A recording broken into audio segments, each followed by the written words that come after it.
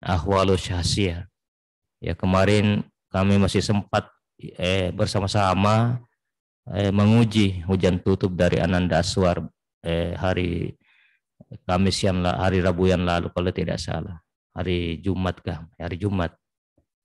Hari Kamis bersama Ustaz Ilyas, Dr. Andes Haji Muhammad Ilyas. Alhamdulillah. Hadirin jamaah yang mulia oleh Allah Subhanahu wa taala, untuk menghargai waktu, kita berikan kesempatan kepada beliau sekitar 3 sampai 45 menit untuk memaparkan materinya, lalu dilaksanakan sharing tanya jawab di antara jamaah. Dengan hormat kami persilakan Al-Anfal yatafadhal maskuran majura. Terima kasih.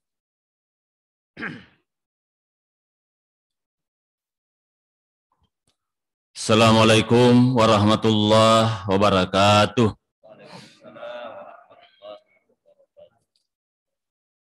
Alhamdulillah, allama bil qalam, allamal insana ma lam ya'lam.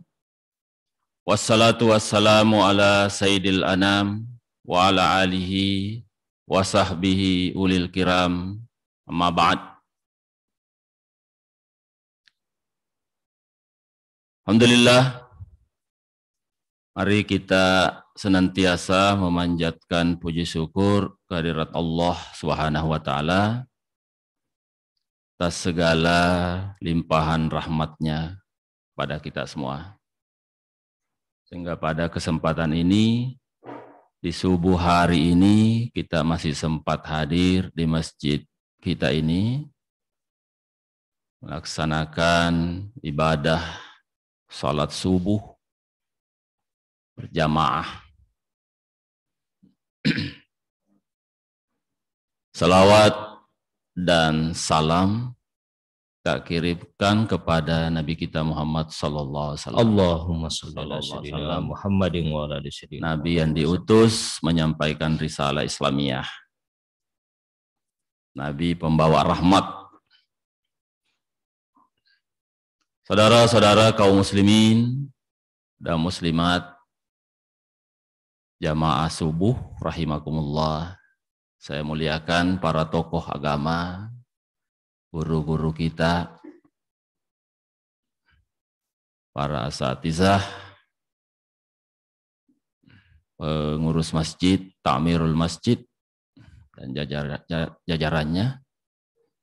Ya, saudara-saudara kita yang sempat bergabung secara virtual yang saya hormati.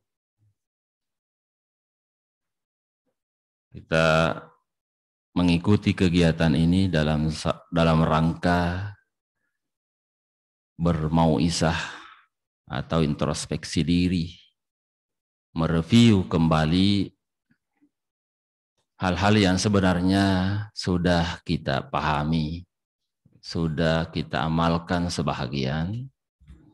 Ini adalah perlu kita lakukan, ya. Tawasau bil haqqi wa tawasau bis sabri.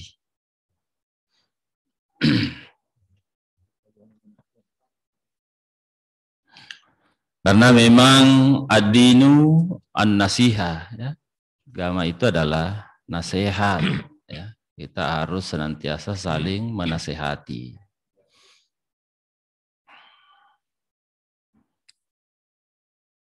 Islam adalah agama yang berarti damai. Islam adalah agama yang berarti patuh, tunduk. Sehingga keberagamaan seseorang bisa diukur sejauh mana kepatuhan dan ketaatan dia menjalankan ajaran agama. Sehingga kalau kita tahu bahwa itu adalah aturan dari Allah, maka tidak bisa lagi ditawar-tawar. Ya. Nah, di sini kita pelajari bagaimana kisah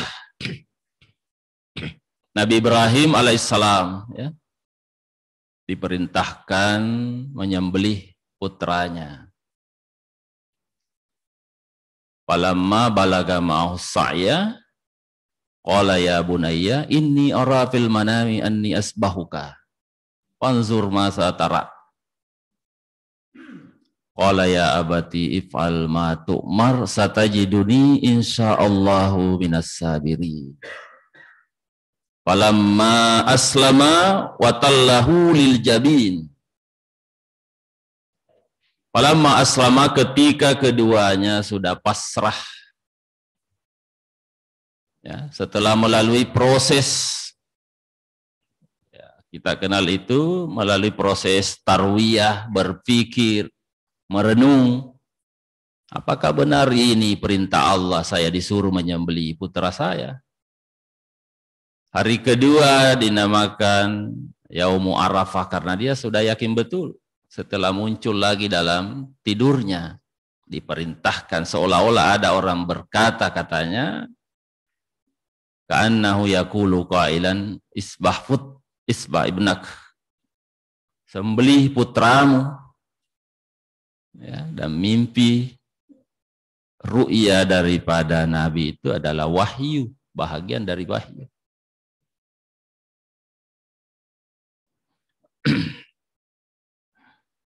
Hari ketiga, Yaumun Nahar, dia melaksanakan perintah Allah. Ya. Situ lama beda pendapat.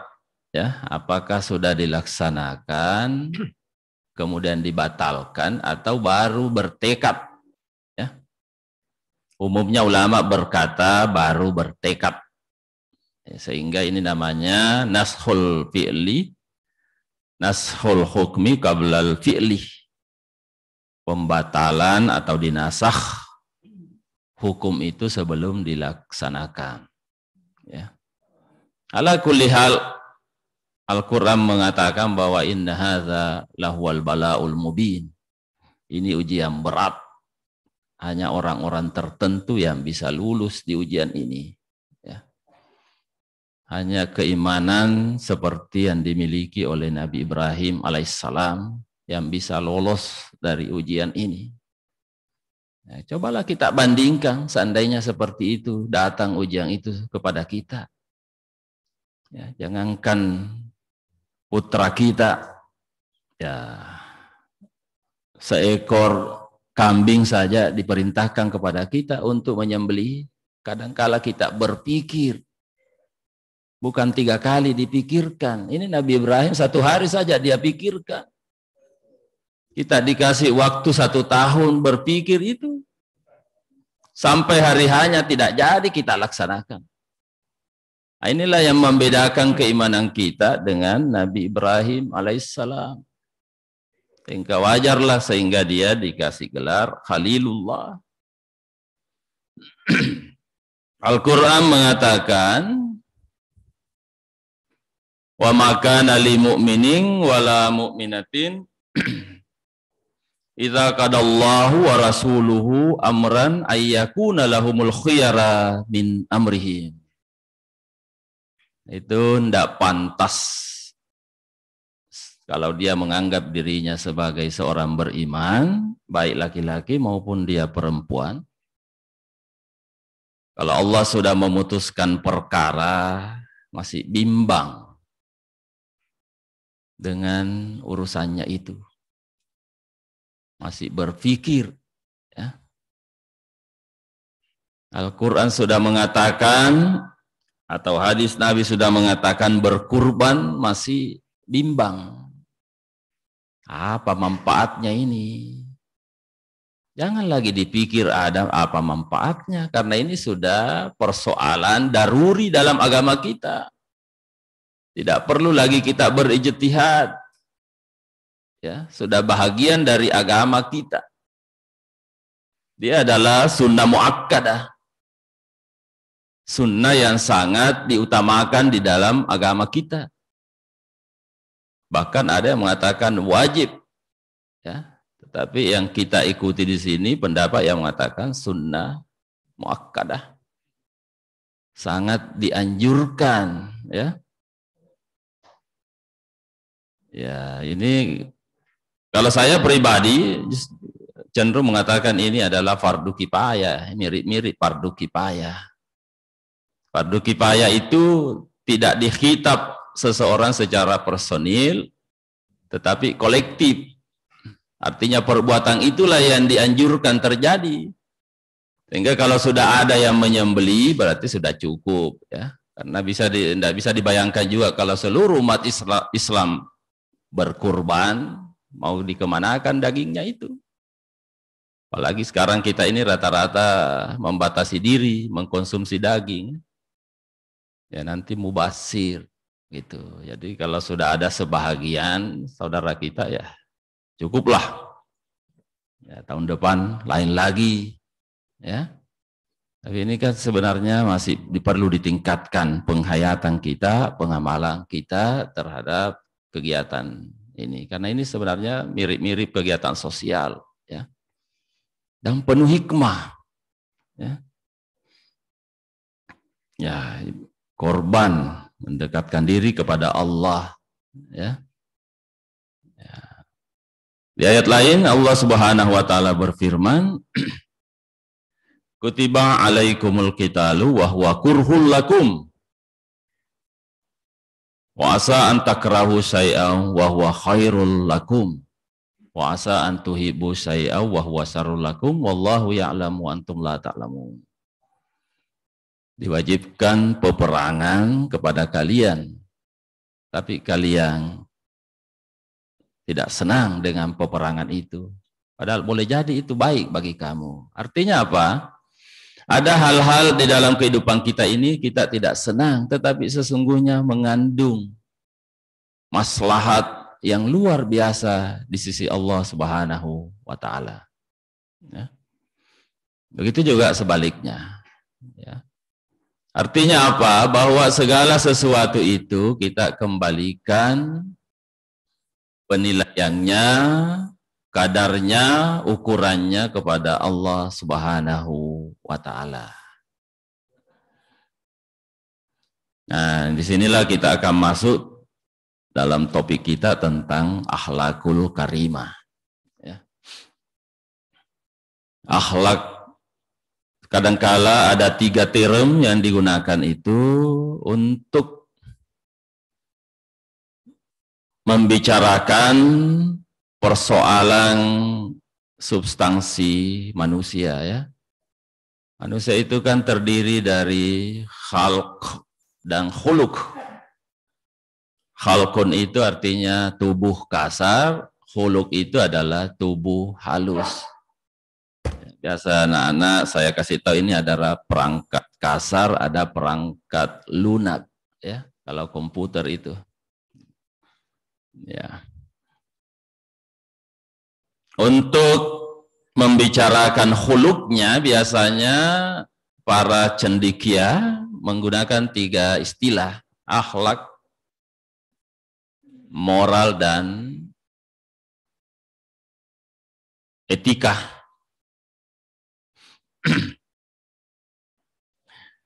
Kelihatan sama tetapi sesungguhnya ada perbedaan, Bapak Ibu sekalian. Al-Quran atau akhlak, tolok ukurnya adalah Al-Quran dan Sunnah. Ya.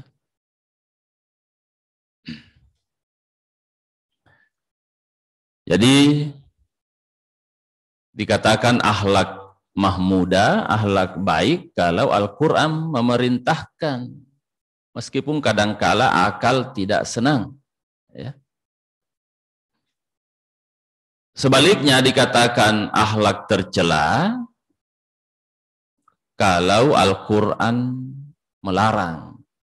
Meskipun kadangkala ada akal manusia yang menganggap itu baik. Kalau moral, maka dasarnya adalah kebiasaan. Ini namanya al-adah. Ya. Dalam Islam itu, syariat Islam, ada al-adah muhakkamah, ya, bisa menjadi salah satu pertimbangan hukum. Ya, karena Nabi bersabda, mara'ahul muslimuna hasanah, bahwa indallahi hasanah. Apa yang dianggap baik oleh orang-orang Islam, maka itu juga baik di sisi Allah Subhanahu wa taala. Jadi ada persoalan-persoalan teknis kadangkala di dalam kehidupan kita ya tidak dibahas di dalam Al-Quran dan Sunnah. Nah, itu bisa menjadi pertimbangan hukum. Ya, yang penting kebiasaan-kebiasaan itu adalah dipraktekkan oleh orang-orang beriman. Ya, ini ada jaminannya. Mara'ul muslimuna hasanah bahwa indallahi hasan.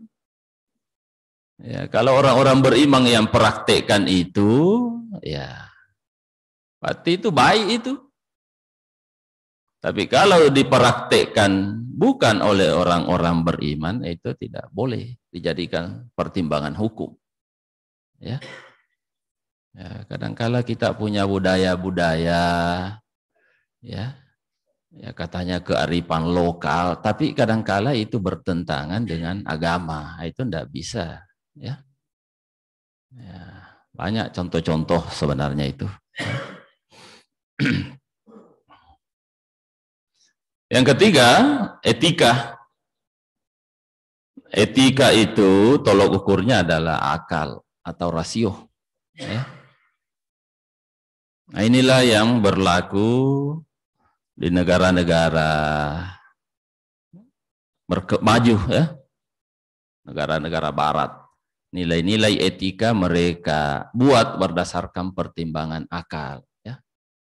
Perlu diketahui bahwa akal dan Al-Quran itu tidak pernah kontradiksi, tidak pernah bertentangan, selalu sejalan. Kenapa? Karena sama-sama pemberian dari Allah Subhanahu wa taala. Ya, Imam Ibnu Qayyim Al-Jauziyah mengatakan ini yang dianggap nurung ala nur.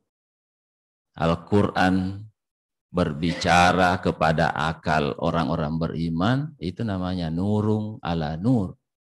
Ya, kata Imam Ibnu Qayyim Al-Jauziyah, seluruh ajaran-ajaran Al-Quran itu ada dalam hati manusia. Ya. Jadi karena itu jangan heran kalau kadangkala ada prinsip-prinsip kehidupan kita mirip-mirip dengan yang ada di sana itu. Yang notabene ya katakanlah darul kufar, ya, karena mereka akal yang memproduksi itu, mereka bersih, disiplin, jujur, ya, menganggap dirinya amanah dan sebagainya, ya, karena akal, ya, akal itu bisa mengetahui sesuatu yang baik, ya, dalam ini pelajaran teologi Asy'ari mengatakan akal manusia bisa mengetahui itu bahwa ini baik, ini buruk. Ya, hanya dia mengatakan nantilah kita lakukan kalau diperintahkan oleh agama. Tapi kalau Mu'tazilah mengatakan tidak. Dia harus diperintahkan. Ya, wajib bagi Allah memerintahkan sesuatu yang dianggap baik oleh akal. Begitu juga sebaliknya. Ya. Ya, jadi akal dan Al-Quran itu selalu sejalan. Nantilah tidak sejalan kalau akal itu dipengaruhi oleh hawa nafsu. Ya. Nah, inilah pentingnya bimbingan wahyu, ya, supaya kita berjalan di atas bimbingan wahyu. Ya, jadi tidak boleh yang ada yang ditinggalkan. Kedua-duanya harus sejalan. Ya, wahyu dengan akal. Nah itu. Nah, beginilah akhlak itu tolok ukurnya adalah Al-Quran dan Sunnah. Ya. Ya, kalau budaya, moral budaya, adat, dan etika adalah akal. Ya. Ya, akal itu punya keterbatasan. Ya, karena itu negara-negara Barat misalnya kadangkala ya kalau kita perhatikan mereka memang bersih, ya mungkin secara zahiriah mereka bersih, ya, tetapi sesungguhnya ya mungkin rohaninya itu menjadi tanda tanya besar, ya. Ya, perilaku sosialnya mungkin dia masih perlu dibersihkan misalnya, ya. Mereka jujur, mereka disiplin dan sebagainya, ya. Tetapi sekali lagi akal itu ada keterbatasan. Lalu bagaimana mendapatkan akhlakul karimah ini? Agama memberikan tuntunan bahwa cara memperoleh akhlakul karimah itu adalah melalui ibadah, ya. Melalui pengamalan terhadap ajaran agama kita. Di dalam surah Ibrahim, Allah Subhanahu wa taala berfirman, Alam tara kaifa daraballahu masalan kalimatan thayyibah kasajaratin thayyibah asluha tsabitun wa far'uha fis sama tu'ti ukulaha kullahin biizni rabbiha.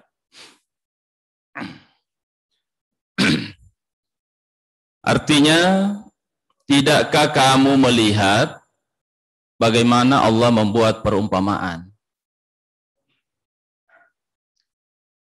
Kalimat tayyibah kasajaratin tayyibah. Kalimat-kalimat tayyibah itu seperti pohon yang tayyibah. Akarnya menancap ke bumi, rantingnya pohonnya menjulang ke langit. Tu'ti ukulaha kullahin biizni rabbiha. Setiap saat mendatangkan buah atas izin Allah. Apa ini, saudara-saudara kaum muslimin? Ini gambaran bahwa Islam itu seperti pohon, ya. Ada akarnya, ada batangnya, dan ada buahnya. Akarnya adalah keimanan, batangnya adalah syariah, dan buahnya adalah akhlak. Ya, sini kita diajak berenung, berpikir bahwa suatu pohon biasanya dinilai dengan buahnya, ya. Kalau kita mendapatkan pohon, maka yang pertama kita cari adalah buahnya. Nah, begitu juga manusia.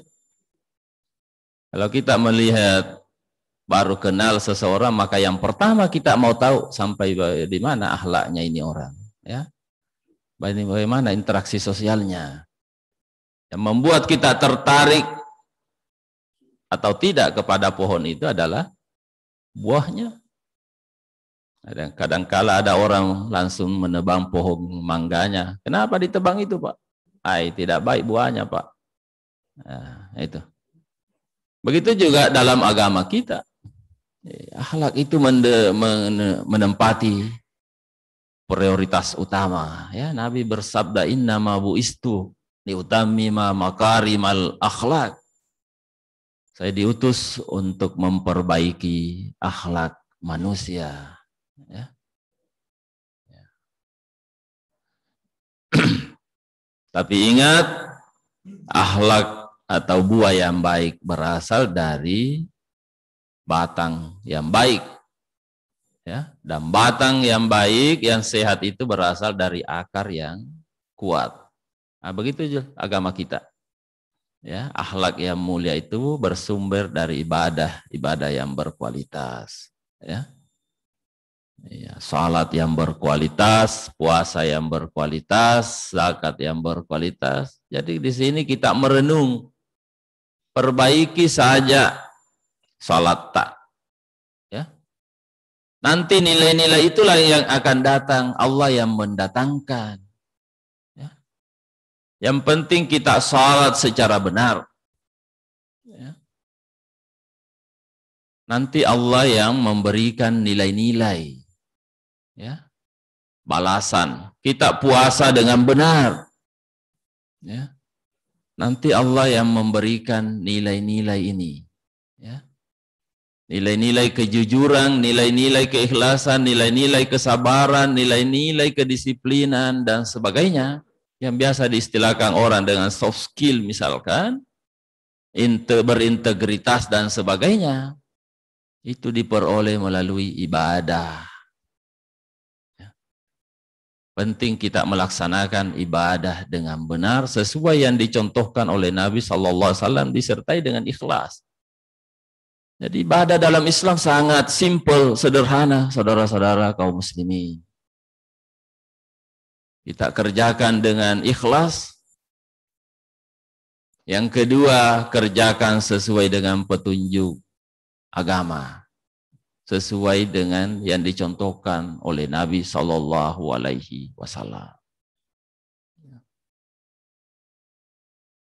Jadi kita ikhlas mengerjakan ibadah-ibadah itu, tidak ada pamrih, tidak ada ria. Ya, kalau sudah betul itu, sudah benar, beralih ke yang kedua, sudah sesuai dengan yang dicontohkan oleh Nabi SAW.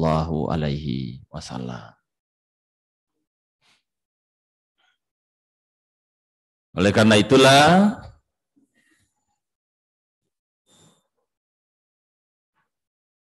Allah Subhanahu wa taala berfirman, ya ayyuhalladzina amanu stajibu lillahi walir rasuli idza da'akum lima yuhyikum. Wahai orang-orang yang beriman, penuhilah panggilan Allah dan Rasulnya. Kalau kau dipanggil lima yuhyikum, karena di situ adalah unsur kehidupanmu. Jadi manusia itu, kata Imam Ibnu Qayyim Al-Jauziyah dalam kitabnya Al-Fawaid, membutuhkan dua macam kehidupan. Kehidupan jasmani dan kehidupan rohani. Kesempurnaan kehidupan manusia itu sejauh mana dia memenuhi panggilan Allah dan Rasulnya. Ya. Jadi kalau kita setiap ada panggilan, ya, panggilan ke masjid, ya, kita datang ke situ, berarti mendapatkan unsur kehidupan.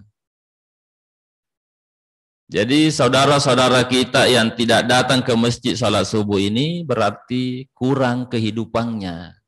Ya. Sebentar ada lagi panggilan misalnya, dia tidak datang lagi, semakin berkurang kehidupannya. Akhirnya lama-lama sakit, ya. Fi qulubihim maradun fasadahumullahu marada, ya. Ya, karena kata ulama, setiap ada kata-kata dalam Al-Quran, ya ayyuhalladzina amanu, wahai orang-orang yang beriman, yakinlah bahwa sesuatu yang dipanggilkan itu adalah sesuatu yang maslahat. Ada manfaatnya. Ya. Jadi seolah-olah ibadah yang kita kerjakan itu adalah nutrisi bagi kalbu kita. Ya. Jadi setiap ada ya ayyuhalladzina amanu, maka cepat-cepatlah. Ada lagi bonus ini, ya. Jadi kayak pengumuman, maka kita akan segera di situ fastabiqul khairat, berlomba-lomba, ya. Ya, karena sesuatu yang yuhyikum, yang akan menghidupkan kita, ya. Ya, menghidupkan rohani kita, spiritualitas kita. Nah, disinilah ulama beda pendapat. Ya, ini damirnya kembali kemana ini yuhyikum? Ada yang mengatakan kembali ke Al-Quran. Ada yang mengatakan kembali ke Al-Jihad. Ada juga yang mengatakan kembali ke Islam. Yang mengatakan kembali kepada Al-Quran, melihat seolah-olah kalbu kita ini seperti lentera yang kita jadikan sebagai penerang untuk melihat kebenaran sebagai kebenaran atau sebaliknya. Maka setiap kita berinteraksi dengan Al-Quran, maka setiap itu pula akan mendapatkan penerang atau bahan bakar daripada lentera hati kita itu. Sehingga tidak pernah padam. Ya. Orang yang selalu berinteraksi dengan Al-Quran, jiwanya selalu hidup. Selalu bersemangat. Ya. Ya, kalau ada yang bertanya, kenapa umat Islam dulu hebat? Itu jawabannya sangat sederhana. Jiwanya hidup, semangatnya hidup. Ya. Semangat kerjanya, semangat belajarnya, semangat jihadnya, dan seterusnya. Itulah yang membuat umat Islam terdahulu hebat. Ya. Mencapai era keemasan, ya.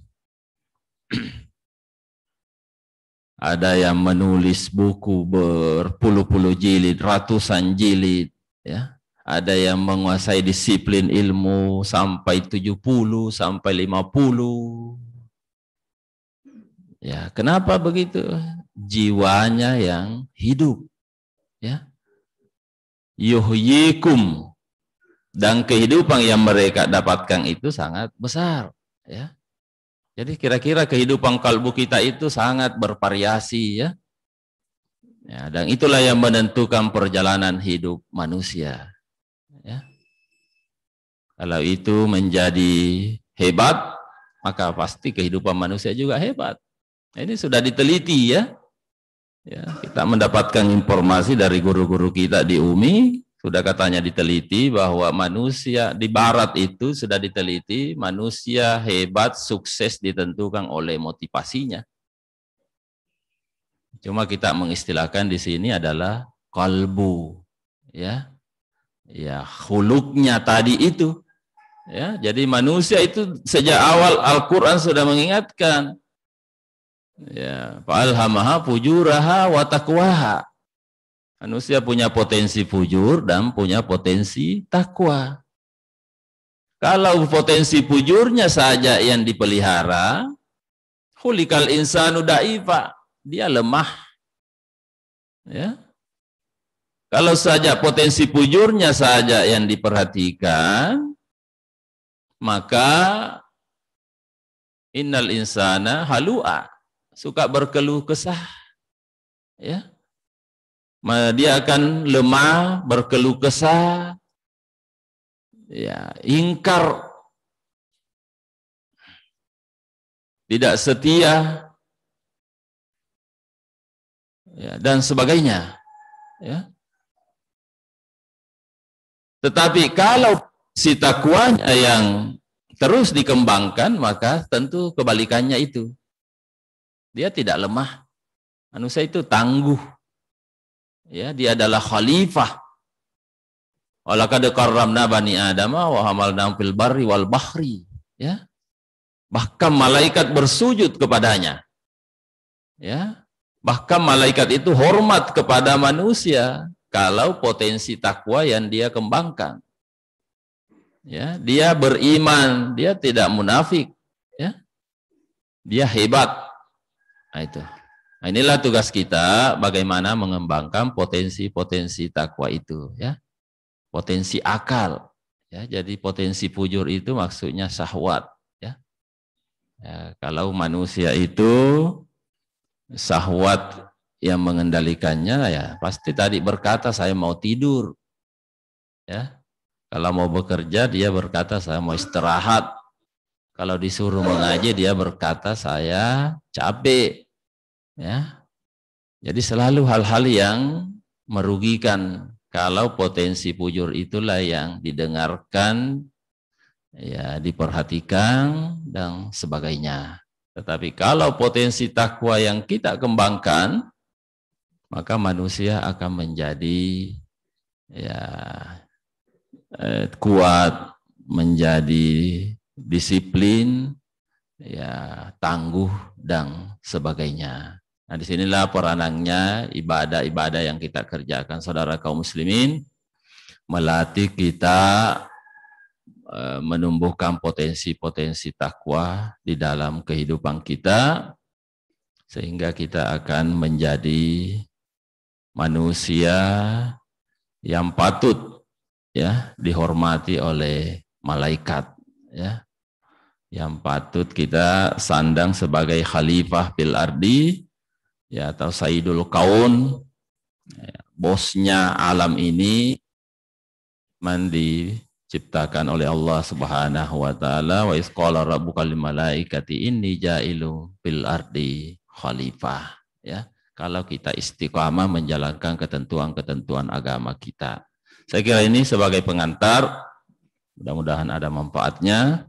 Ya, kalau masih ada waktu kita boleh ya, tanya jawab. Selanjutnya saya serahkan kepada saudara moderator.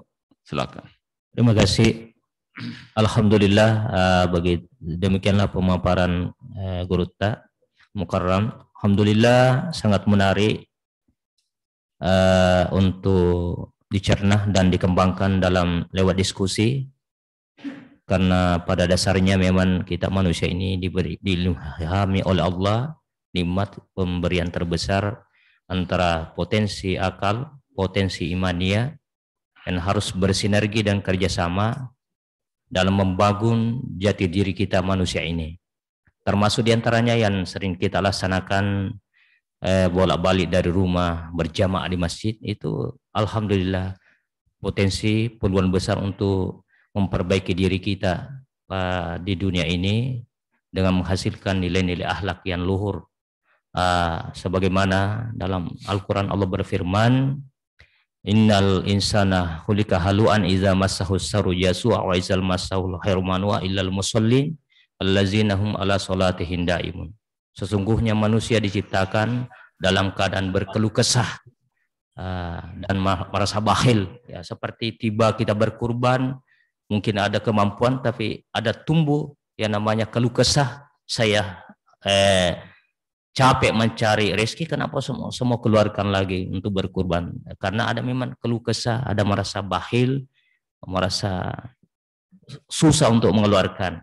Tapi kalau orang-orang yang istiqamah dalam sholatnya, itulah yang tidak akan berkeluh kesah. Allazina hum ala sholatihim daimun, yaitu yang berkesinambungan sholatnya, dia menjaga dengan dawam, dengan terus-menerus istiqamah. Dengan buah ini akal dan hati kerjasama dengan baik, pikiran melahirkan nilai iman yang tangguh dan buahnya akhlak, maka negara ini bisa berkembang dengan baik. Kalau memang negara ini juga dipimpin oleh penguasa yang tidak berakhlak, maka beginilah hasilnya. Innamal umamu akhlakum baqiyat fa in humu sahabu akhlakum sahabu.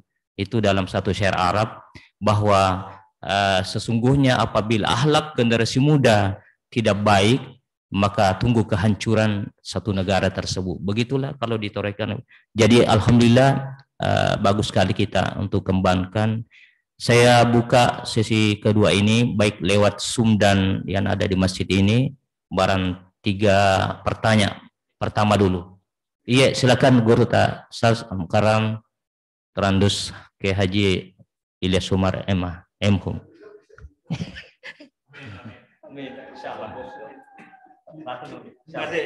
Terlebih Pak Kiai,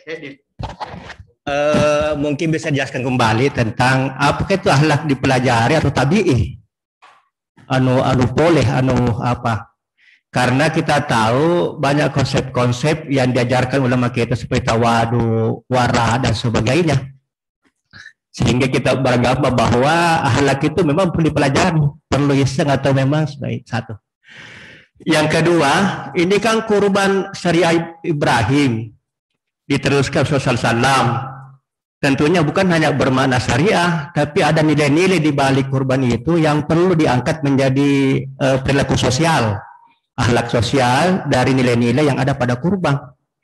Misalnya berbagi sipakat lebih, sipakat tahu, karena kita berbagi kurban, atau banyak lagi nilai-nilai akhlak yang kita bisa petik dari berkurban itu.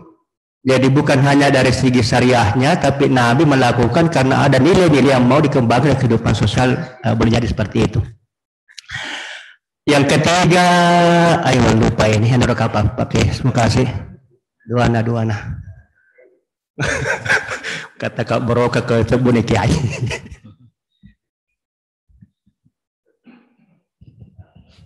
Ibu itu siapa ibu di belakang? Oh iya. Ibu siapa itu? Oh iya.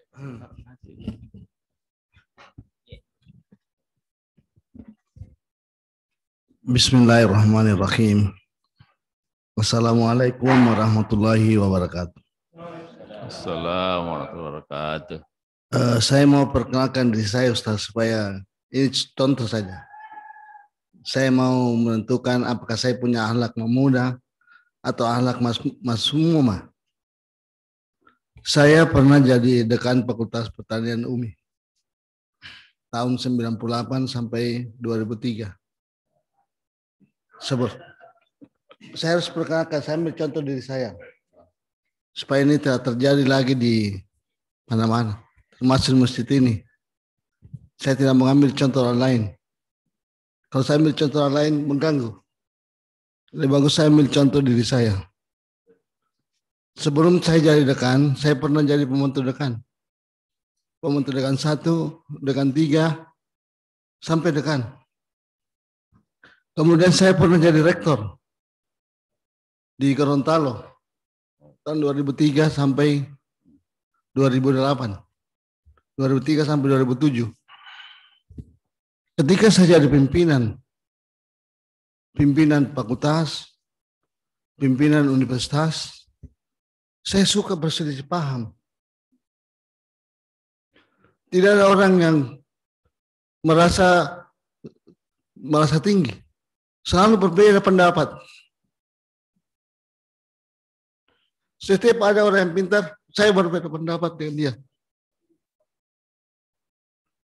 Selalu. Padahal kalau saya ingat, saya rajin sholat, rajin puasa, mengetahui Islam. Seperti Ustaz tadi katakan, Islam itu damai. Tapi kalau hanya berselisih paham terus yang kita lakukan, itu ada seolah mengatakan bahwa Islam itu tidak damai. Bukan Islamnya tidak damai. Orang yang mengantarkan Islam yang tidak damai. Seharusnya Islam itu atau orangnya harus bisa menjadi rahmatan lil alamin. Kalau rahmatan lil umi saja tidak bisa kita capai, apalagi mau rahmatan lil yang besar bisa kita capai. Rahmatan lil kompleks juga tidak bisa. Bagaimana? Mau bisa? Semua orang saya bisa berpendapat kalau saya punya pemahaman agama sepaham, merasa pintar. Apakah saya ini punya akhlak yang masmumah atau akhlak yang mahmudah? Padahal saya tahu itu Islam mengajarkan ud'u ila sabili rabbika bil hikmah. Kita dekati orang seorang itu dengan pendekatan hikmah wal mauizah, dengan nasihat-nasihat yang bagus. Kalau sudah hikmah, nasihat yang bagus, kalau kita masih berselisih paham, wajadilhum billati ihsan. Kita bisa berdiskusi dengan cara yang ihsan. Nah ini terkadang saya biasa mengoreksi diri saya. Apakah saya terterima oleh orang ini atau tidak? Kalau Islam betul-betul saya pahami, saya bisa terterima oleh semua orang. Karena saya menggunakan label Islam. Tidak mungkin saya bisa berbeda pendapat terus-menerus dengan orang-orang. Nah pertanyaannya, apakah saya masmumah atau saya mahmudah? Atau saya lintalahum walakun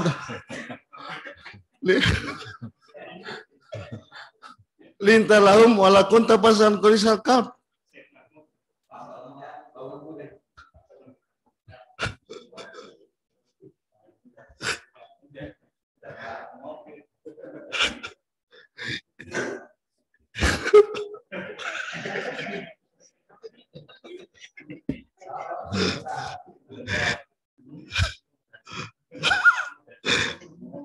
Yang kedua, Ustaz.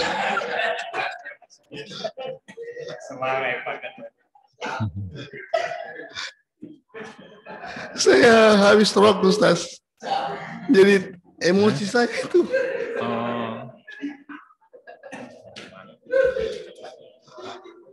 Iya. Terkadang saya membaca sendiri biasa ketawa. Terkadang juga menangis. Selama saya stroke ini, emosi tinggi sekali.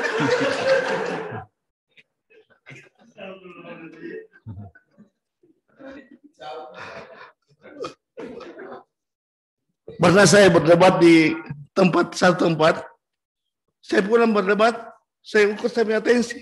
Naik saya punya tensi.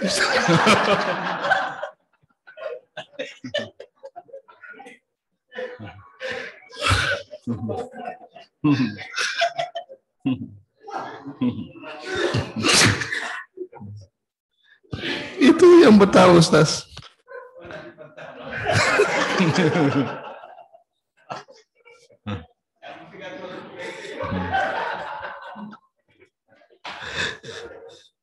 Yang kedua, akhlak itu sebenarnya buah. Kan menurut paman saya, dalam konteks filsafat, itu masuk di kawasan aksiologi. Itu akhlak moral. Buahnya. Buah dari suatu proses. Apakah itu proses dari berbagai epistemologinya, dan seterusnya. Maka akhlak yang bagus, betul yang Ustaz bilang, akhlak yang bagus harus didasarkan pada ibadah. Pengamalan sehari kita itu. Tapi ada orang juga akhlaknya sudah bagus. Prosesnya sudah bagus. Ibadahnya sudah bagus. Aplikasi sehari-harinya sudah bagus.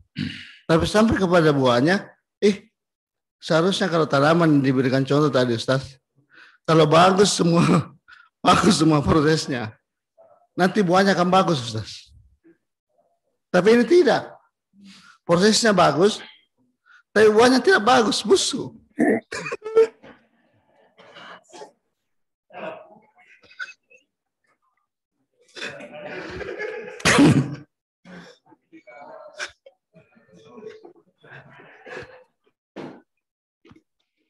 Nah, ini bagaimana caranya seperti itu, Ustaz? Akidahnya bagus, kemudian prosesnya bagus, sampai kepada buahnya bagus semuanya, bisa terterima oleh semua orang. Yang ketiga, ini selalu saya ulangi, Ustaz. Dulu ada seminar filsafat keliling di Jawa, pada 3 tempat, mulai dari Jakarta, di Semarang, sampai di Surabaya. Berbicara masalah kalbu. Karena ini dasarnya dari semua anak kita. Cuma satu kesimpulannya. Satu. Akal itu merujuk ke hati. Bukan merujuk ke pikiran. Itu yang sebagian besar kita tidak pahami. Seolah-olah akal itu dirujuk kepada pikiran. Seminar ini juga membuktikan, Al-Quran juga membuktikan menurut saya, itu yang namanya akal, merujuk kepada hati. Apalam yusiru fil ardh fatakuna lahum qulubun yaqiluna biha. Qulubun yaqiluna biha. Punya kalbu yang dengannya dia mengakal. Dia dikatakan yaqiluna tatafakkarun. Yang mengarah kepada pikiran, bukan. Qulubun yaqiluna biha. Hati yang condong kepada yang mengakal. Ini seminar itu membuktikan bahwa yang namanya akal itu bukan pikiran. Akal merujuk kepada hati. Sehingga kita punya tugas sebenarnya ini, seperti Ustaz katakan, falhamaha fujuraha wa taqwaha. Itu semua dasarnya di akal. Di kalbu. Kalbu itu kan saya selalu katakan punya 3 potensi. Potensi puat, al-afidah yang merujuk ke hati. Yang kedua potensi akal seperti tadi. Yang ketiga potensi lub. Ini sudah lebih lengkap karena menggabungkan zikir dengan pikir. Alladzina yazkurullaha qiyaman qu'udan wa ala junubi wa yatafakkarun. Jadi sudah menggabungkan. Lub itu potensi yang tertinggi. Lubun. Sehingga sebenarnya dalam pendidikan juga yang harus kita sentuh kepada seorang itu lupnya, Pak. Bukan hanya pikirannya saja, tapi juga hatinya. Pendidikan yang bagus, pendidikan yang harus menyentuh kepada hati. Saya kira untuk sementara itu, Ustaz. Terima kasih. Assalamualaikum warahmatullahi wabarakatuh. Waalaikumsalam warahmatullahi wabarakatuh. Nah.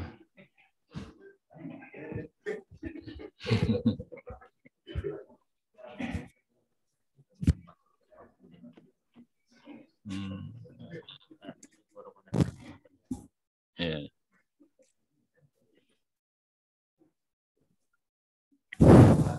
Bismillahirrahmanirrahim. Assalamualaikum warahmatullahi wabarakatuh. Waalaikumsalam. Kita sudah tahu semua, Rasulullah bersabda, "Innama bu'istu liutammima makarimul akhlak." Tapi kita lihat di tengah-tengah pergaulan kita, orang kadang-kadang lebih memilih etika daripada akhlak. Maaf, terus padahal kita tahu bahwa etika itu adalah etika dan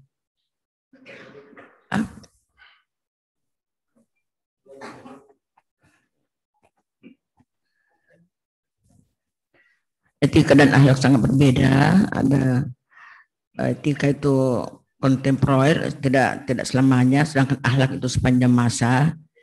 Etika itu dapat berubah-ubah, sedangkan akhlak itu tetap. Nah, mungkin ya ada yang salah atau mungkin ini PR buat kita para dai-dai dan para mubalik. Bagaimana agar masyarakat kita dapat melaksanakan akhlak yang baik, akhlak yang karimah dibandingkan dengan etika. Karena etika kadang-kadang dianggap dianggap lebih, karena lebih diikuti oleh hampir seluruh dunia.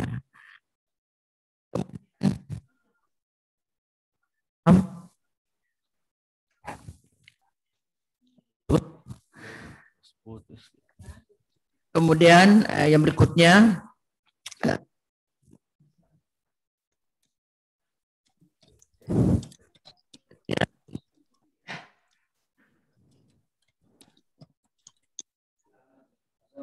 beberapa saat yang lalu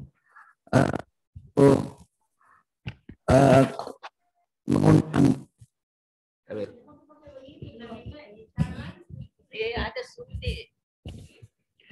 kemudian berikutnya pernah waktu kami mengundang Pak Quraish Shihab di rumah, kami sampaikan secara face to face, saya katakan bagaimana itu Pak Quraish, kami diberi waktu itu ya untuk naik umrah.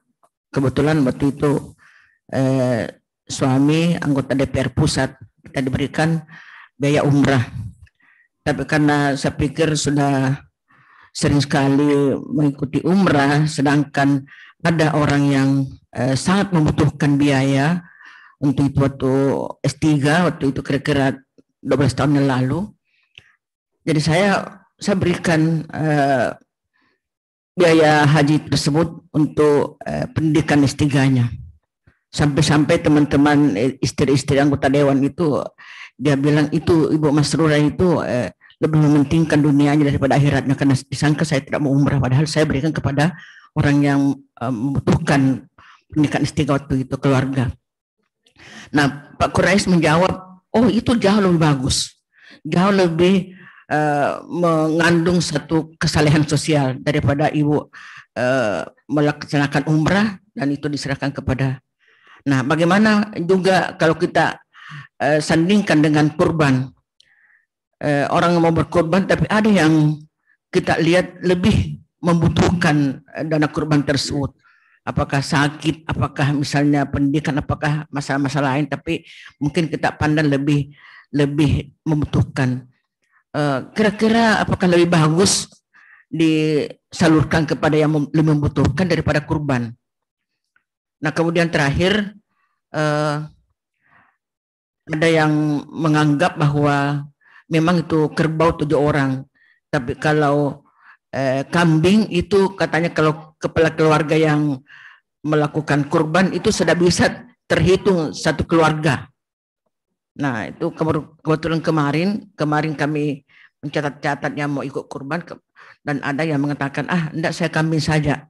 Ada keluarga mengatakan, saya kambing saja, sudah cukup itu satu keluarga untuk saya, tidak usah diikutkan beberapa orang.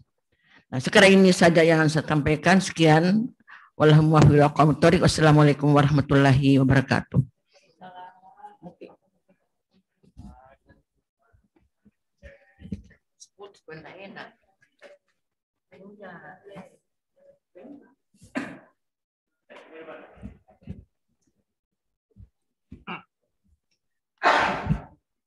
Terima kasih. Assalamualaikum warahmatullahi wabarakatuh. Terima kasih Ustaz. Jadi tadi Ustaz sempat menyampaikan tentang akhlak dan seterusnya. Saya tadi membaca beberapa riset tadi, termasuk dengan negara-negara yang Islami dan negara yang paling Islami tadi Ustaz singgung. Ada hasil penelitian dari George Washington University oleh Hossein Askari. Saya kira ini sering kita dengar bahwa ternyata negara-negara yang tanda petik paling Islami itu justru bukan negara Islam. Tidak ada dari 180 negara yang disurvei, tidak ada yang masuk 50 besar. Indonesia itu masuk urutan ke-64. Saudi 85, Mesir bahkan 137. Singapura 22, Malaysia 47. Yang paling Islami itu justru negara-negara yang bagus sepak bolanya. Ada Denmark, ada Inggris, Belgia, dan New Zealand itu yang paling bagus. Nah, kesimpulan dari peneliti ini adalah ternyata kita itu beribadah hanya secara ritual, bukan spiritual. Kemudian kita memaknai ajaran-ajaran Islam itu secara material, bukan substansial. Yang ketiga, ternyata lebih menonjol kesalehan individu dibanding kesalehan sosial. Tidak seimbang di situ, Ustaz. Nah, padahal nilai dasar Islam itu menurut peneliti adalah terutama aspek kemanusiaan dan akhlak. 4 yang menjadi kategori peneliti ini. Yang pertama adalah ekonomi, hukum, HAM, dan hubungan internasional. Jadi dari 4 kategori itu kita bisa membayangkan begitu rendahnya keempat hal itu di negara-negara Muslim. Jadi apa yang sering disampaikan bahwa mereka lebih jujur, bersih, dan tertib itu kan bagian-bagian kecil dari 4 hal tadi. Mungkin ini Ustaz kira-kira seperti apa ke depan kita ini, ya. Tidak mungkin kan bisa kita seperti ini terus, terkebelakang terus, kita merasa sudah, ya mohon maaf, merasa sudah sangat beribadah, tetapi menurut peneliti kita malah belum tergolong umat yang Islami berdasarkan kategori yang dibuat oleh peneliti ini. Terima kasih. Assalamualaikum warahmatullahi wabarakatuh. Selanjutnya, terakhir, Pak Kiai.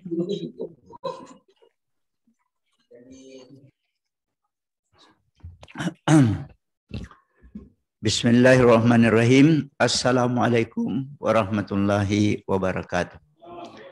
Alhamdulillah wa syukurullah wa salatu wassalamu ala rasulillah wa ala alihi wa sahbihi ajma'in. Terima kasih atas kesempatan ini.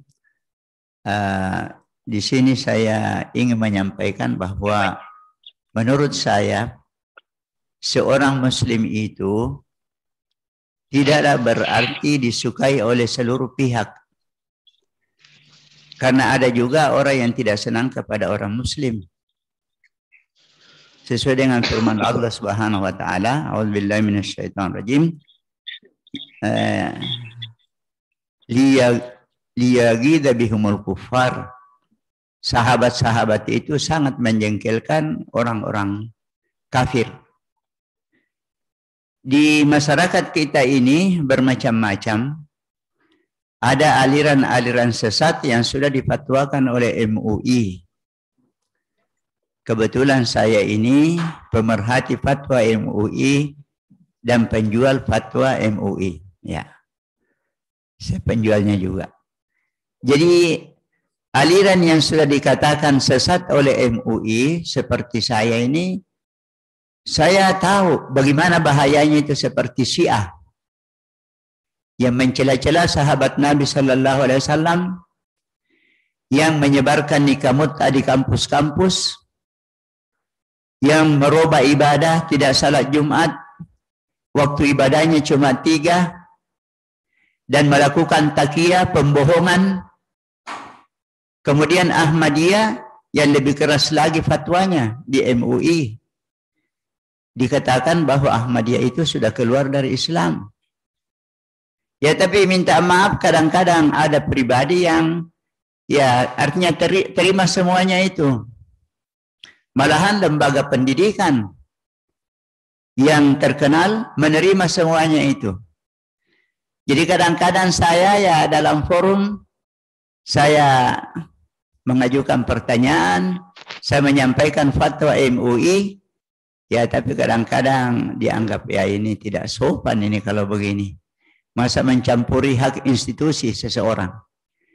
Ya, ada seseorang tokoh Syiah yang memakai gelar-gelar palsu dan ingin mendapatkan gelar doktor di satu institusi negeri Islam. Ya, saya sampai melapor ke polisi. Jadi ya memang secara pribadi kita itu banyak kekurangan, tapi di antara kekurangan saya itu yang dianggap orang ini tidak diterima oleh semua pihak, itu diantaranya. Dan kalau ada hal-hal yang saya anggap menurut saya ini artinya tidak sesuai, ya saya ingin menyampaikannya. Kira-kira begitu yang sekedar saya sampaikan pada forum ini. Semoga bermanfaat. Hadanallahu wa iyyakum ajmain. Wassalamualaikum warahmatullahi wabarakatuh. Ada penanya dari Zoom itu. Oh iya. Ada dari Zoom. Iya, silakan. Ya, halo. Halo. Assalamualaikum. Prof, silakan. Assalamualaikum. Salam. Assalamualaikum warahmatullahi wabarakatuh. Halo. Ya. Disilakan kepada Prof. Ya, makasih. Ini luar biasa tema. Ya. Luar biasa tema diskusi kita pada kesempatan ini. Assalamualaikum warahmatullahi wabarakatuh, Pak Ustaz. Waalaikumsalam warahmatullahi wabarakatuh. Ada 2 poin mungkin yang saya akan sampaikan pada kesempatan ini. Yang pertama tadi dimulai dengan bagaimana memberikan informasi bagaimana proses peningkatan keimanan yang hakul yakin dari Ibrahim, yang bisa menjadi bahan renungan dan bahan koreksi memang bagi kita, setiap diri kita, bahwa untuk memantapkan keimanan atau ketauhidan itu memang butuh proses. Dan rasionalitas bisa masuk di dalam memantapkan keimanan. Karena ada biasa katakan bahwa jangan masukkan akal dalam beriman. Padahal contoh yang diberikan oleh Ibrahim itu adalah dia memulai dari tidak masuk akalnya apa yang disembah oleh orang tuanya, akhirnya mencarilah Tuhan yang sebenarnya, dan itulah yang mengantar dirinya menjadi hakul yakin. Jadi butuh memang. Kemudian yang kedua, ini tadi mengenai potensi Pak Kiai, Pak Ustaz. Potensi diri, mungkin ini bisa menjadi referensi menjawab pertanyaan teman-teman sebagian, bahwa mudah-mudahan saya tidak keliru bahwa potensi diri manusia itu sebenarnya sama. Potensi Karena itulah sebenarnya yang berasal dari Tuhan yang ditiupkan melalui ruh. Summa sawwahu wa nafaha fihi min ruh wa ja'ala lakum sam'a wal absara wal afida qalilan ma tashkurun. Cuma perangkat atau tool yang diberikan oleh Allah untuk mengoptimalkan potensi inilah terkadang tidak pas. Tidak pasnya melalui pendidikan formal, tidak pasnya melalui pendekatan-pendekatan pribadi, pendekatan sosial, itu mungkin yang belum optimal. Tetapi potensi itu kita miliki semua. Tadi ada yang digambarkan bahwa ada negara yang tidak Islam tetapi tidak Islami karena potensi-potensi mulianya itu dia dimunculkan di dalam menata kehidupannya. Ya. Nah, itu jadi kita semua memiliki, nah inilah yang perlu. Nah, perdebatan mengenai akal tadi saya kira masih, kalau menurut saya itu integrasi atau perpaduan antara rasio dengan rasa yang difasilitasi oleh otak atau kalbu. Kedua-duanya berperan di dalam mengantar kita bagaimana berakal. Karena memang dalam Al-Quran bahwa yang memahami itu adalah kalbu. Tetapi pemahaman yang mendalam ketika kita konekkan dengan rasio atau pikiran kita, barulah bisa kita berakal. Mungkin itu yang disebut ulul albab mungkin dalam Al-Quran. Jadi sekali lagi bahwa saya kira ini perjuangan kita. Kemudian yang terakhir, mohon maaf, bahwa sepanjang masih ada unsur kebencian di dalam diri, insya Allah itu kita belum sampai pada tataran tingkatan ma'rifah yang tertinggi. Karena seluruh makhluk yang ada adalah ciptaan, dan haruslah ditanamkan dalam diri kita untuk bagaimana mencintai seluruh makhluk. Saya kira itu mungkin hanya sebagian, mohon maaf dikoreksi kalau saya keliru. Terima kasih, ini selalu dilibatkan, selalu dikirimkan. Assalamualaikum warahmatullahi wabarakatuh. Waalaikumsalam warahmatullahi wabarakatuh.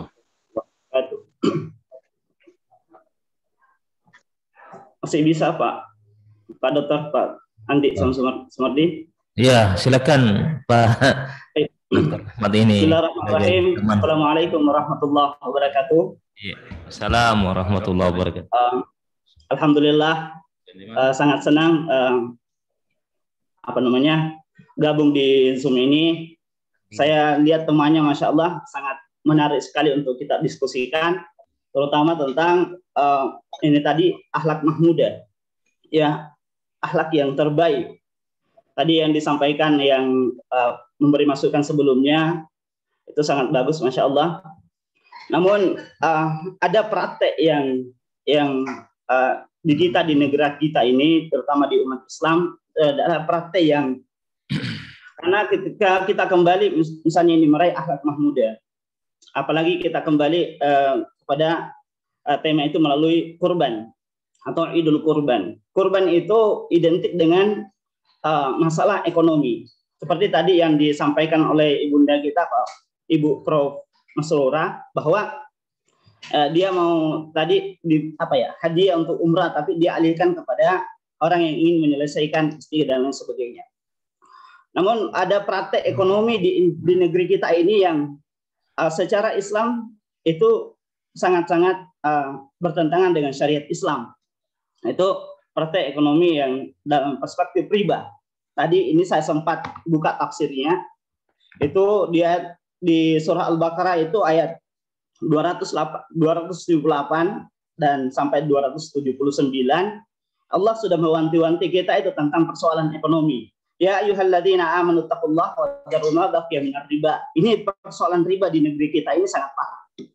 Saya teringat waktu saya membimbing mahasiswa KKN bersama Pak Tamsil, Pak yang tadi bertanya ya, Pak Andi Tamsil, bahwa apapun yang kita makan itu, misalnya kita makan ikan, itu ada yang terserap ke otak, kekuatan, dan ada juga yang itu menimbulkan kekuatan di hati. Ini saya melihat bahwa ketika apa yang masuk di dalam tubuh kita itu tidak halal, inilah yang akan merusak semuanya.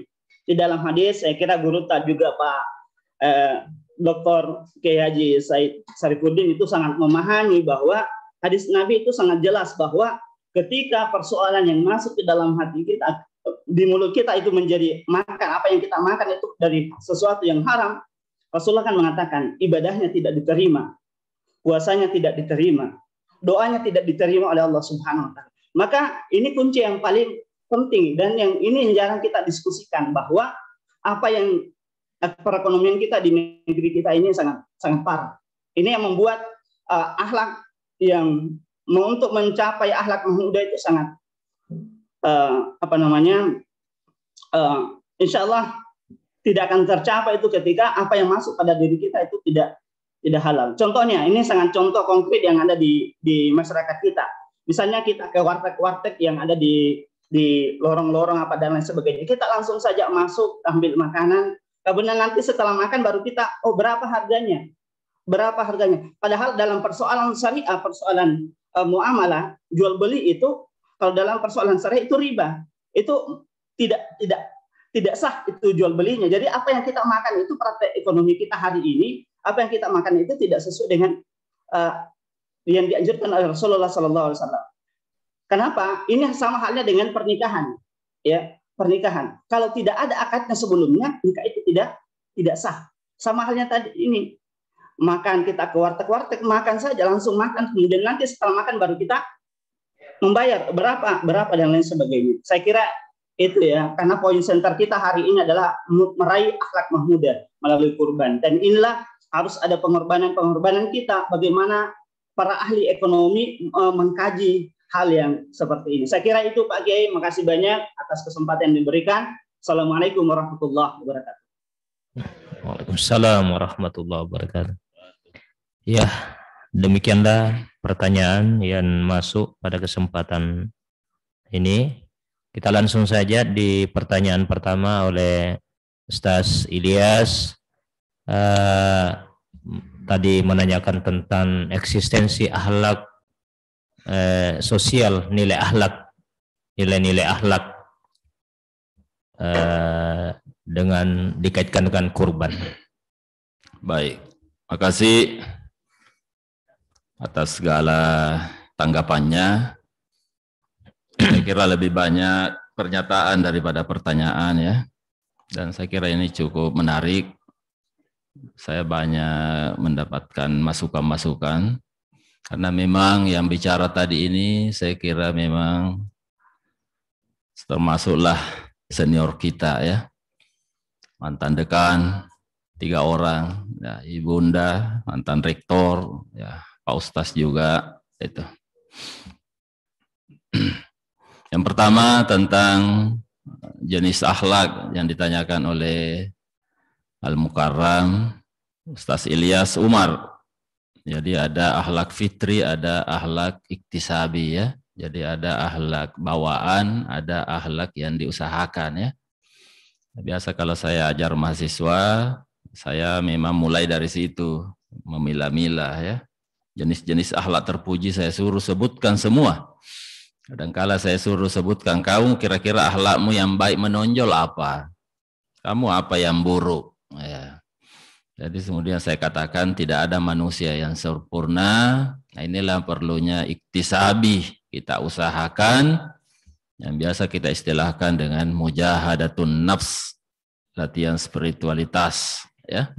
Saya biasa kasih contoh, kenapa kita makan satu baki berempat, ya supaya sifat-sifat ego itu diminimalisir. Ya, kalau sifat-sifat ego tidak ada, maka yang muncul adalah kebersamaan. Karena tidak ada itu sifat di satu sisi, di satu waktu sebersamaan ada dalam hati kita. Ya, orang kalau marah pasti tidak sabar. Ya, ya kalau dia tawadu pasti tidak sombong. Jadi makanya tadi saya katakan tugas kita adalah menghilangkan sifat-sifat tercela, maka otomatis sifat-sifat terpuji itulah yang akan muncul. Ya, menahan diri. Jadi sebenarnya itu saja resepnya ya, kita menahan diri saja. Itu. Ya, itu jawaban saya Pak Ustaz. Itu yang bisa ku jawab. Yang satu kayaknya enggak bisa Kak jawab ya. Kemudian Pak Ketua Takmirul Masjid, banyak tadi pernyataannya. Akhlak mahmudah. Tapi inti yang bisa saya tangkap apa sih? Akhlak mahmudah dan masmumah. Ya, dia meminta kepastian apakah saya sudah termasuk baik. Saya katakan tanpa ragu, saya katakan Pak Ustaz ini orang baik. Ya. Apa indikasinya? Saya berdasarkan hadis Nabi. Ya, kalau kau lihat orang selalu ke masjid, yakinlah bahwa dia itu orang beriman. Ya, ada itu hadisnya. Nah, ini ketua masjid, bukan lagi rajin ke masjid, tapi ketuanya takmirul masjid. Ya kan? Innama ya'muru masajidallah man kana yu'minu billahi wal yawmil akhir. Ya, orang yang memakmurkan masjid itu adalah orang beriman. Nah, ini ketuanya. Ya, tidak mungkin rapat kalau tidak ada ketua, ya. Tidak ada keputusan, tidak mungkin masjid ini dibangun sedemikian rupa kalau bukan Pak Ketua proaktif di situ, ya. Itu jawaban saya, Pak. Husnuzan saya kepada Bapak, insya Allah, ya. Itu yang bisa aku jawab juga, Pak. Ya, itu lepas saja. Tadi tambahannya ini bilang akidahnya bagus, akhlaknya rusak. Ya. Kemudian dari Bunda Ibu Prof, ya ini akrab sekali kita bilang Bunda Rektor, ya. Ya. Ya, tadi yang saya juga bisa tangkap cuma satu, Bu, Bunda, yaitu tentang berkurban satu orang bisa seluruh rumah tangga ikut.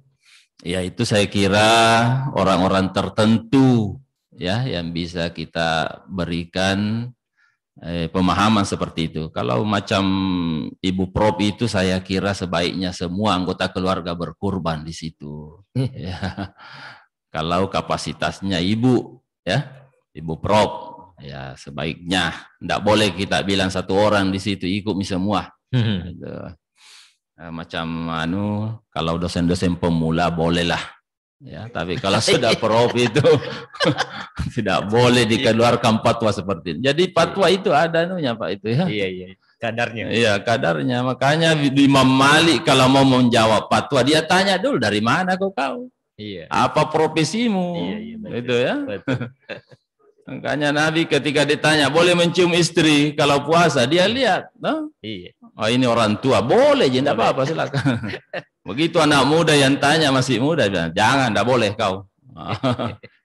Itu ya. Ya sama Imam Malik Ustaz, ada kaul kadimnya, ada kaul jadidnya. Kalau Pak Andi tadi apa pertanyaannya? Pak Andi Tansil. Ukuran apa ini ibadah secara ritual dan spiritual. Oh ya. Yang di negara-negara maju sana, artinya dipraktekkan di sana. Kita ini hanya secara ritual. Baik.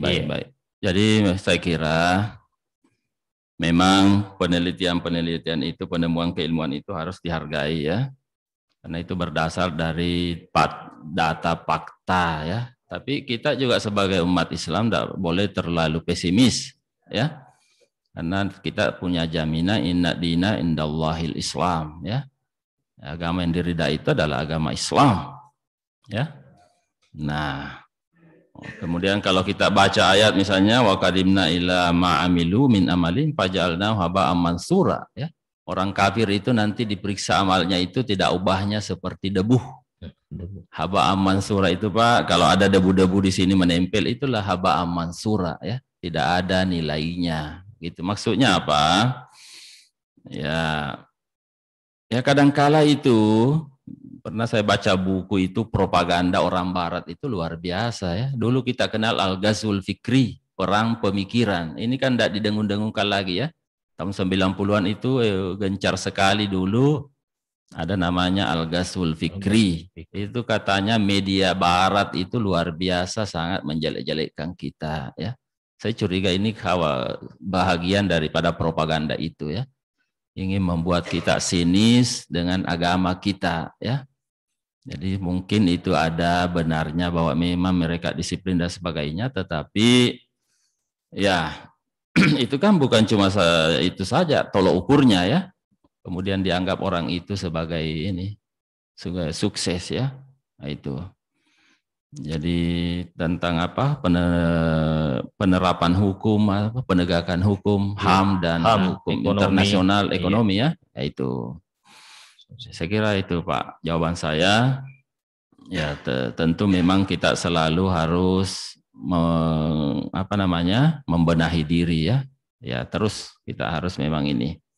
Ya Bapak lebih tahu lah, mungkin saya yakin Bapak mantan dekan pernah ke luar negeri, ke Mesir dan sebagainya. Memang Mesir itu Ingat Mesir itu di sana kan banyak ini ya, ada Ikhwanul Muslimin dan sebagainya. Mungkin itu yang mau dijadikan ukuran misalnya ya. Jadi kalau kita meneliti itu biasanya tergantung di mana sampelnya diambil ya. Ya kalau itu dia ini, ya saya ingatkan Pak, itu Mesir, saya studi dulu di sana waktu Krismon itu, seluruh mahasiswa itu dapat beasiswa itu, ya. Ingat itu Mesir itu luar biasa anunya itu, apa namanya, kepekaan sosialnya ya. Ya, ribuan itu mahasiswa kita di sana dapat beasiswa dulu waktu Krismon. Saya baca di koran itu sampai 10 koran itu yang memuat itu di halaman pertama itu. Menghimbau dan langsung ditulis oleh pemerintahnya. Ya, begitu perhatiannya luar biasa kepada umat Islam ya, yang menimba ilmu pengetahuan. Malaysia, Turki dapat semua itu dulu itu. Bukan Turki ya, Malaysia, Thailand ya. Tapi yang paling banyak itu Indonesia. Satu pun tidak ada yang tidak dikasih tunjangan istilahnya. Ya, bertahun-tahun. Ya mereka kalau buka puasa itu ya 1 orang 30 hari. Buka warung-warung kayak warung-warung di situ, Pak. Ya, jadi ada namanya Maidatur Rahman. Itu yang perlu juga diteliti. Jangan cuma penegakan hukum dan sebagainya, pelanggaran HAM ya. Ya coba diteliti juga itu. Kontribusinya juga kepada ilmu pengetahuan bagaimana ya. Nah, itu. Ya termasuk juga Saudi. Jadi saya kira memang ada hal-hal yang apa namanya perlu dibenahi, tetapi ya tentu ada hal-hal yang menonjol juga ya. Gitu. Kemudian Pak Ustaz tadi saya kira juga statement ya, saya ya tahu ini sudah lama saya kenal beliau, pernah juga ke Mesir dulu Pak Ustaz ini ya. 3 bulan Pak Ustaz ya. Iya. sempat ketemu di sana ya. Jadi saya kira ya itu. Kemudian terakhir Pak siapa ini? Pak Nur Hayati ya. Pak Dr. Alam. Ya. Ya. Apa tadi pertanyaan? Tidak, cuma masukan saja. Oh, masukan saja, Pak ya? Iya. Ya, saya kira berarti selesailah tugas. Selama masih ada kebencian dalam hati, belum sampai kepada hakikat ma'rifat. Oh iya. Oh iya. Nah, saya Pak benci kepada Syiah, kepada Ahmadiyah. Iya. Iya. Pak, saya tidak pernah. Iya. Saya tidak tahu bagaimana mengubahnya dari itu. Tergantung siapa di Ustaz. Ya, memang itu dalam Al-Quran, Pak Quraisy sendiri yang pernah mengulas itu. Kalau kita membenci sesuatu, tidak boleh mengeneralisir, ya, tidak boleh. Ya, Ahlul Kitab itu dalam surah apa itu? Minhum apa itu? Asa. Ya, Ahlul Kitab juga ada yang baik, ya, gitu. Jadi tidak boleh digeneralisir, ya, ya, iya. Ya, begitu juga dalam kehidupan kita ya. Ada misalnya komunitas tertentu yang kita jengkel, jangan langsung mengeneralisir. Ya, saya juga tidak sependapat dengan siapa. Ya, sangat keliru kalau mereka menganggap tidak sah kekhalifahan Abu Bakar, Utsman, ya, dan Umar.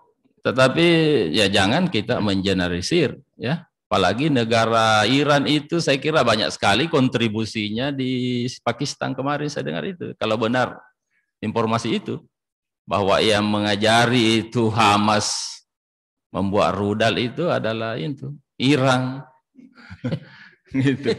Jangan harap itu negara lain, negara Arab yang lain bisa membantu Pakistan. Jadi yang bisa sekarang diharapkan itu adalah Iran itu. Katanya secara berkala rutin dipanggil itu Hamas, anggota Hamas di sana diajari cara membuat ini rudal, ya, sehingga kemarin ketika terjadi peperangan maka sudah mulailah agak seimbang, ya, peperangan itu. Jadi tidak bisa memang diekspor itu, diimpor persenjataan masuk.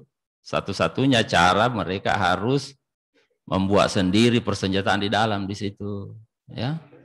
Jadi ada sedikit kodong kontribusinya itu si A. Jangan terlalu dibenci, Pak. Ya. Memang sebaiknya itu ya kita di sini di negara kita ini jangan terlalu ditambah lagi kemajemukan ya. Sudah sangat majemuk ditambah lagi ya. Ya dulu cuma yang center kan cuma Muhammadiyah dengan NU. Sekarang tambah lagi ya. Muhammadiyah sih. Ya, memang sebaiknya jangan terlalu ditambah lagi persoalan. Ya, dan marilah kita memberikan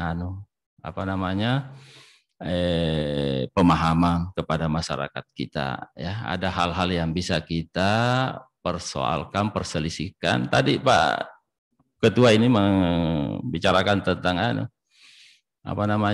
jidal ya. Sebenarnya jidal dalam Islam itu tercela ya. Ya, artinya berdebat itu dilarang, tapi hal-hal tertentu dibolehkan ya. Gitu. Yang ada dalam Islam itu surah saja ya. Itu saya kira Pak. Itu yang membuat biasa kan Pak Ketua naik tensi darahnya.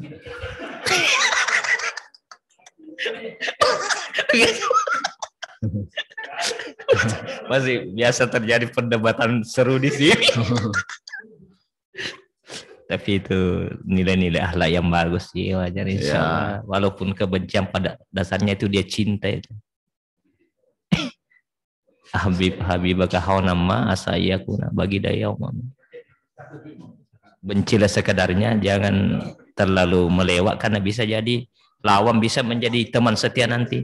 Jadi sekedar saja membenci. Oh iya, karena waktu barangkali sudah saya kira alhamdulillah demikianlah pertemuan kita pada hari ini, sangat menarik dan insyaallah bermanfaat bagi kita semua dan penuh keberkahan. Ya, kita duduk-duduk ini pahalanya kurang lebih 1000 rakaat pahala sholat kita dapatkan, pahala haji dan umrah lagi, masya Allah, luar biasa.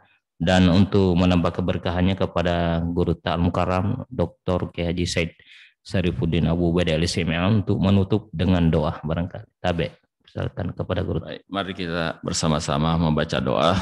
Amin. Mudah-mudahan pertemuan kita berberkah, insyaallah bernilai ibadah di sisi Allah Subhanahu wa taala. Mudah-mudahan kita semua sehat ya. Amin. Bismillahirrahmanirrahim. Alhamdulillahirabbil alamin. Amin ya Allah. Mazidah ya amin ya Allah. Yang bagi di jalali wajhika. Allahumma taqabbal minna. Amin ya Allah. Allahumma ja'al jam'ana hadza jam'an marhuma wa tafarruqana min ba'di tafarruqan mas. Amin ya Allah. Allahumma aftah lana abwabal khair. Amin.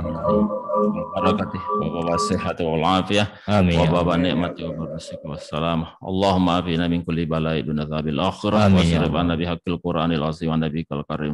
Amin. Wa atina fid dunya hasanah. Bil akhirati hasanah wa qina adzabannar. Amin. Subhana rabbika rabbil izzati amma yasifun. Wa salamun alal mursalin. Walhamdulillahi rabbil alamin. Al-Fatihah. Al-Fatihah. Bismillahirrahmanirrahim. Ya, terima kasih dan mohon maaf atas segala kekurangan. Billahi taufiq wal hidayah. Assalamualaikum warahmatullahi wabarakatuh. Assalamualaikum warahmatullahi wabarakatuh. Waalaikumsalam warahmatullahi wabarakatuh.